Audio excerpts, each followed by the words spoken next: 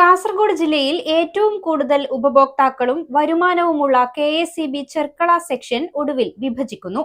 ഏറെക്കാലത്തെ ആവശ്യത്തിനൊടുവിൽ ചെർക്കള സെക്ഷന്റെ പ്രവർത്തനം കൂടുതൽ കാര്യക്ഷമമാക്കുന്നതിനായി മുളിയാർ പഞ്ചായത്തിലെ ഇരിയണ്ണിയിൽ പുതിയ സബ് എഞ്ചിനീയർ ഓഫീസ് ആരംഭിക്കാൻ കെ.എസ്.ഇ.ബി. ഭരണസമിതി അനുമതി നൽകി. വനമേഖലകളും ജനസാന്ദ്രതയേറിയ പ്രദേശങ്ങളും നിറഞ്ഞ ചെർക്കളയിലെ വൈദ്യുതി തടസ്സങ്ങൾക്ക് ഇതോടെ വേഗത്തിൽ പരിഹാരമാകും. Start your journey with confidence. G-Tech Education. Fatima Arcade, opposite New Bus Stand, Kasargod. Telephone 7736 100 443 04994 227432. ജില്ലയിൽ ഏറ്റവും കൂടുതൽ ഉപഭോക്താക്കളും പ്രതിമാസ വരുമാനവുമുള്ള കെ.എസ്.ഇ.ബി. ചെർക്കള സെക്ഷൻ വിഭജനത്തിന്റെ പാതയിലാണ്. മുളിയാർ ഗ്രാമപഞ്ചായത്ത് വാടകയില്ലാതെ നൽകുന്ന കെട്ടിടത്തിൽ ഇരിയണ്ണിയിൽ പുതിയ സബ് എഞ്ചിനീയർ ഓഫീസ് ഉടൻ പ്രവർത്തനമാരംഭിക്കും.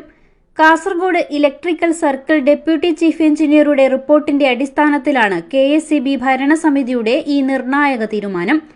നിലവിൽ മുളിയാർ, ചെങ്കള പഞ്ചായത്തുകളും കാറടുക്ക, കാസർഗോഡ് നഗരസഭയിലെ ചില വാർഡുകളും ഉൾപ്പെടുന്നതാണ് ചെർക്കള സെക്ഷൻ. ഇതിൽ വലിയൊരു ഭാഗം വനമേഖലയായതിനാൽ മഴക്കാലങ്ങളിൽ മരങ്ങൾ വീണ് പോസ്റ്റുകൾ ഒടിയുന്നതും വൈദ്യുതി തടസ്സപ്പെടുന്നതും പതിവായിരുന്നു. വിസ്തൃതി കൂടിയ ഈ പ്രദേശത്തെ തകരാറുകൾ പരിഹരിക്കാൻ നിലവിലെ ജീവനക്കാർക്ക് കടുത്ത ജോലിഭാരമാണ് ഉണ്ടായിരുന്നത്.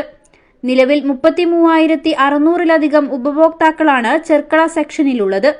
പുതിയ തസ്തികകൾ സൃഷ്ടിക്കാതെ മറ്റ് സെക്ഷനുകളിൽ നിന്നുള്ള ജീവനക്കാരെ പുനർവിന്യസിച്ചാകും ഇരിയണ്ണിയിൽ ഓഫീസ് പ്രവർത്തിക്കുക. ഒരു സബ് എഞ്ചിനീയർ, 2 ഓവർസിയർമാർ, 4 ലൈൻമാൻമാർ, 2 വർക്കർമാർ എന്നിവരെ ഇവിടെ പുതുതായി നിയമിക്കും. ചെർക്കള ബസ് സ്റ്റാൻഡിന് സമീപത്തെ സൗകര്യമില്ലാത്ത വാടക കെട്ടിടത്തിലാണ് നിലവിൽ സെക്ഷൻ ഓഫീസ് പ്രവർത്തിക്കുന്നത്. സാമഗ്രികൾ സൂക്ഷിക്കാൻ പോലും സ്ഥലമില്ലാതെ റോഡരികിലാണ് നിലവിൽ കമ്പികളും മറ്റ് സാധനങ്ങളും ഇട്ടിരിക്കുന്നത്.